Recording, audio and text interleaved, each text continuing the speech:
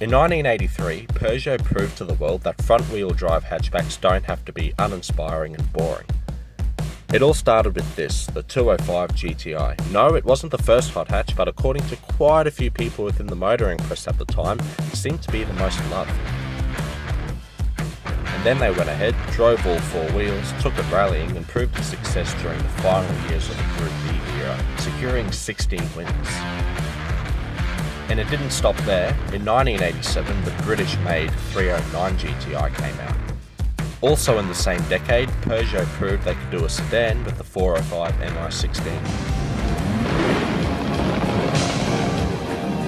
Take my breath away.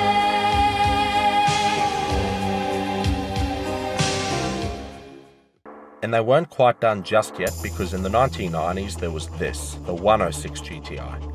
And then the 306 GTI-6, which I happen to own. And with how loved the 306 GTI-6 was, and Peugeot's history over the last couple of decades, the motoring world seemed to reckon that they were building the finest front-wheel drive hatchbacks.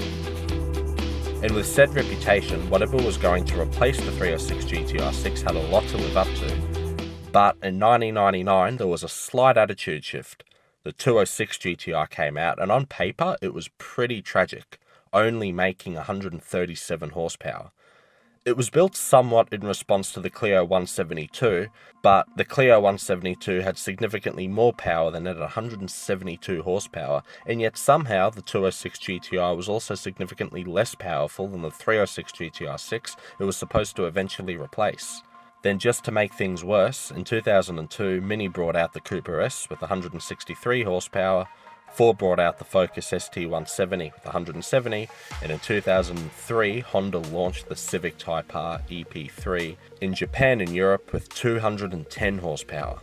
So in response to that, Peugeot knew they had to get their act together pretty quickly, so they released this in 2003, the GTI 180.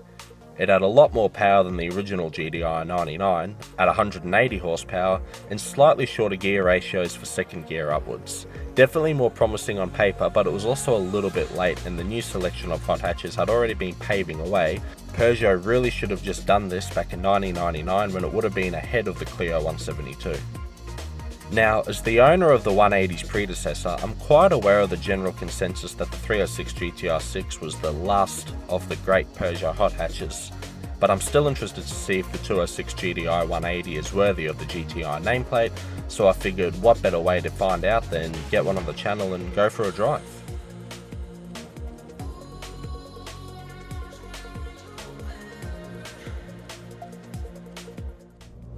So, interior. It's a little bit more modern. Seats, first of all, these are Recaro seats. These are way better than the GTI-6s in my opinion. They're not quite as supportive, but they are a lot comfier. There's not a lot of interior room, so I can't have the seat too much further back, and I do feel as if I'm a little bit close to the steering wheel still. However, the pedal placement is spot on. A lot easier to heel-toe downshift than in the 306, that is for sure. It's got a little bit more of a modern, well at the time, modern air conditioning controller, which to turn it on, you hit the off button, as well as a little display and trip computer up here, the same one as the Citroen Zara, which I also used to own. This car was a little bit smaller than the 306, slightly shorter wheelbase. You don't necessarily feel that when you're driving, but it's still interesting to know anyway. However, luckily, they managed to make this a tiny little bit lighter, so it definitely didn't gain weight over the 306, which is nice, because quite often you'll see, whether it's front-wheel drive hot hatches or performance cars in general, they get heavier progressively over the generations. Doesn't seem to be the case in this. Certainly not as supple as its predecessor. I probably wouldn't want it any stiffer. Definitely not as firm as I was expecting. Definitely a shift in Peugeot suspension focus, which leads me to the next thing. Peugeot, when they were building the 306 GTI-6, were making their suspension entirely in-house, which is why they were so good. And in the first video that I ever did on the channel, which was the GTI-6, you'll hear me speak about that, how well the suspension works, because it gave Peugeot the ability to fine-tune their suspension engineering. As far as I can tell, from all the research I've done, they were no longer making their own suspension in-house by the time this car came out, which could explain the noticeable difference in tuning. This is a 2-litre engine, same size as the predecessor. And also the gearbox. Now the GTI-6 before it had a 6-speed, this has a 5-speed. And the reason for that is Peugeot engineers wanted to fit the 6-speed box into this, but because dimensionally it was a little bit smaller, especially at the front, they couldn't fit it, so they had to go back to a 5-speed. The standard GTI that came out in '99 with 137 horsepower had slightly longer first and second gear ratios, so when the 180 came out, they re-engineered the ratios a little bit. This car has an aftermarket short shifter, so I can't really speak too much about gear change on the basis that this isn't original. It's the only part of the car that's been modified.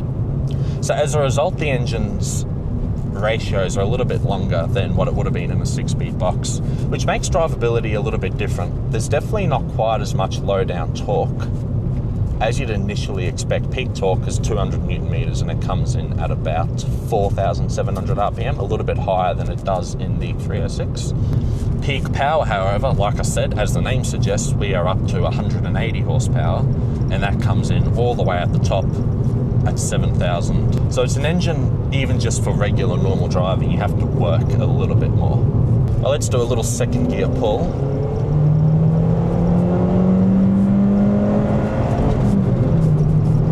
Yeah, the power really started to feed in at the top.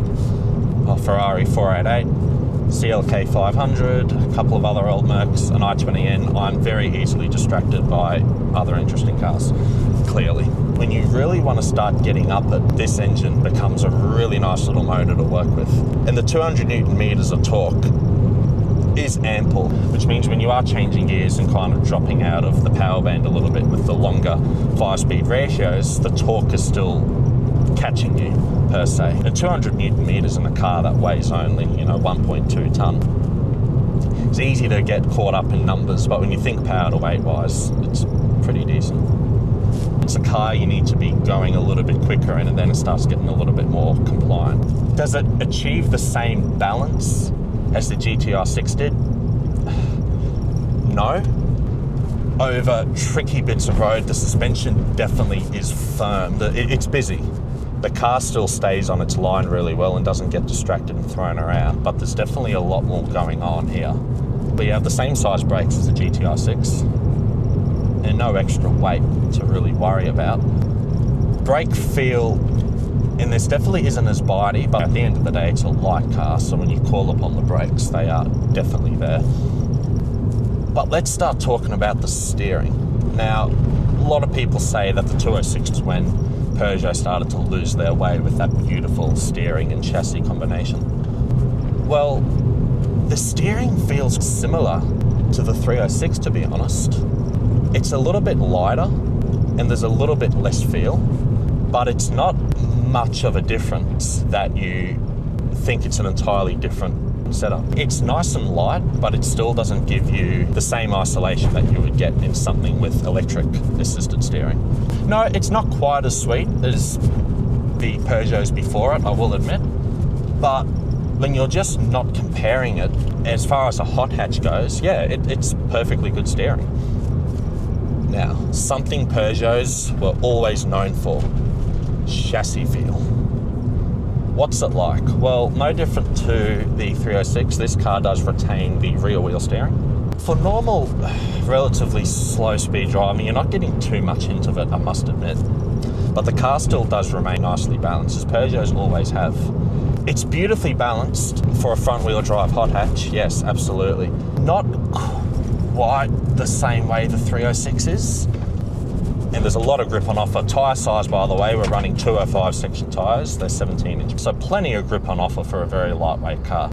So even though there was a lot of criticism when this car came out, it's definitely a little bit more grown up than the GTI-6, and in the suspension and chassis department definitely isn't quite as sweet. But let's just think for a minute about the fundamentals of a hot hatch. In my opinion, they should be lightweight, tick. They should have communicative steering, somewhat tick. It's not dripping in feedback, but you definitely get a really nice understanding of what the front end is doing. So yes, it does have that. It's easy to chuck around. There's minimal weight transfer. It's a no adjustable anything. It's got a wonderfully charismatic engine that you got to work with. It's fun. So as far as the hot hatch goes, does it tick all the hot hatch boxes? Absolutely it does. This car would be nice with a 6-speed though, because you just keep it within its power band a little bit more than you do with the 5-speed. Not as lift-off oversteery and quite as sort of adjustable the way the 306 was. I think brand new, I can see why these cars kind of were criticised, but now when we look back retrospectively, hot hatches like this are fun. And when you think that these cars on the second-hand market are worth only 5 to 8 grand, it's a bit of a bargain really if you can pick up a good one. So, going back to what I said at the very start of the video, would I own it over my 306? Probably not. No, I wouldn't. However, would I own this as a cheap hot hatch bargain? 100% I would. Yeah, it's as a standalone vehicle, it's great. It's a really entertaining drive. And if you do want a cheap, fun hot hatch to blast up a bit of B-road in, yeah, absolutely, you should be considering a 206 GTI 180. Absolutely.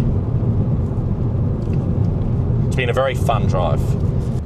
Is this deserving of the GTI nameplate? Absolutely it is, for sure. Yeah, I can definitely see it is missing a little bit of the soul that the 306 has, but it does what a hot hatch is supposed to do.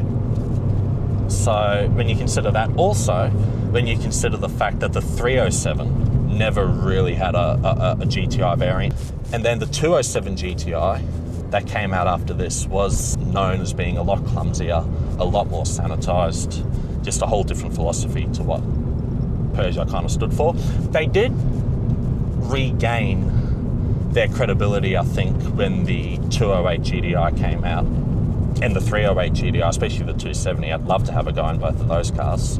Well, thank you for watching. If you have a car, if you're in the southeast Queensland area and you have a car that you want to see on the channel, please reach out to me, drop me an email. And if you haven't already, subscribe because there's more cars to come. All right, well, cheers for watching and see you for the next one.